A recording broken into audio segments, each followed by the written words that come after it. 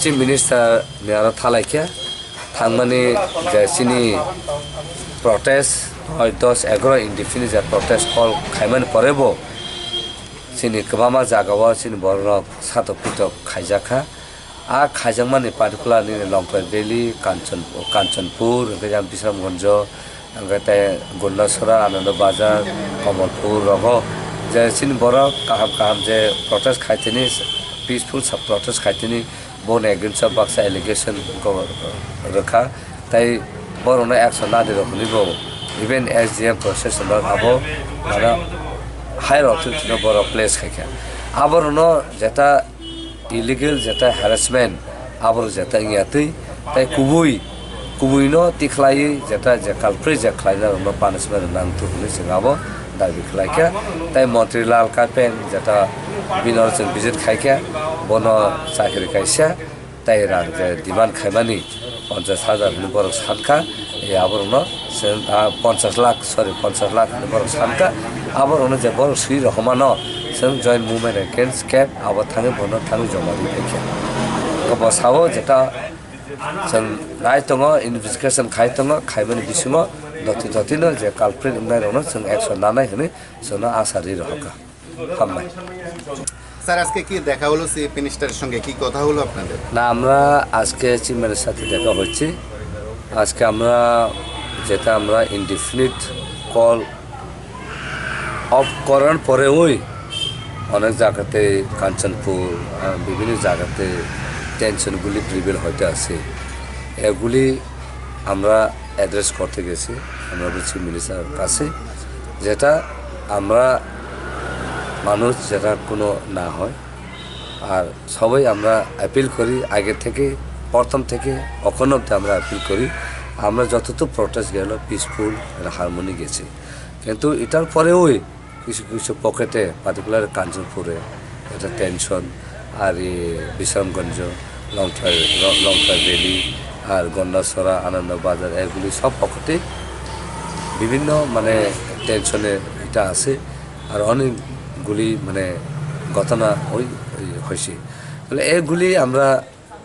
Visit করার পরে আর মন্ত্রীলাল কাইপেং ওখানে তো আমরা গেছি আমরা তো ওখানে আওয়ার পরে তো আমরা ব্রিফিং করছি তারা দাবি যেটা একটা চাকরি ফ্যামিলিতে আর কম্পিটিশন যেটা টাকা তারা দাবি করছি এইগুলি আমরা আজকে প্লেস করতে গেছি আর যেটা যে জায়গাতে সিচুয়েশন আছে আর হ্যারাসমেন্ট আর ফ্যাব্রিকেটেড যেটা কেসগুলি মানে এলিগেশন যেটা দেওয়া হয়েছে আমরা প্রচেষ্টা পিসফুল প্রচেষ্টা দেয় এগুলি সব দেখে করে যেটা তারা জাস্টিস পাও আর যেটা এগুলি যেটা না ঘটে আমরা সবাই চাই আমরা শান্তি করে থাকতেই বলে এইগুলি আমরা চিফ মিনিস্টার কাছে প্লেস করতে গেছি কি আশ্বাস দিচ্ছি আশা দিছি আমরা যতটুকু পারি তাড়াতাড়ি আমরা শান্তি আনবো আর যেটা কালপ্রিট আছে তারা কি অ্যাকশন নেওয়া হবে আজ পাতাল আমরা দেখতে আসছি ইনভেস্টিগেশন চলতে আসছি ওইটাও আমরা আশা দিছি জয়েন্ট মুভমেন্ট এগেনস্ট ক্যাপ বর্তমানে সিটিজেনশিপ অ্যাক্ট অ্যামেন্ডমেন্ট এই কমিটির পক্ষ থেকে রাজ্যের মুখ্যমন্ত্রীর সঙ্গে সরকারি বাসভবনে মিলিত হয়েছে মূলত কারণ হচ্ছে গত 11 তারিখ আমাদের অনির্দিষ্টকালের যে ত্রিপুরা বন এই কর্মসূচিতে অংশগ্রহণ করতে আসা তুলসিন্দুরাই বাজার এলাকার সদ্য করকরি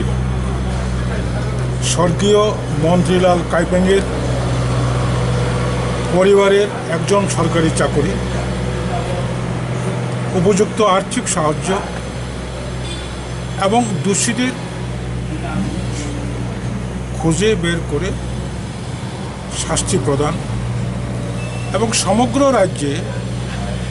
একটা অংশ আমাদের আন্দোলনকারীর উপর আক্রমণ সংগঠিত করে তারাই পুনরায় আন্দোলনকারীদের বিরুদ্ধে নেতৃত্বদের বিরুদ্ধে কর্মচারীদের বিরুদ্ধে একটা মিথ্যা মামলা থানায় এফআইআর করেছে এই মিথ্যা মামলাগুলো প্রত্যাহার করতে হবে। যে সমস্ত আন্দোলনকারীরা পিকেটার্সরা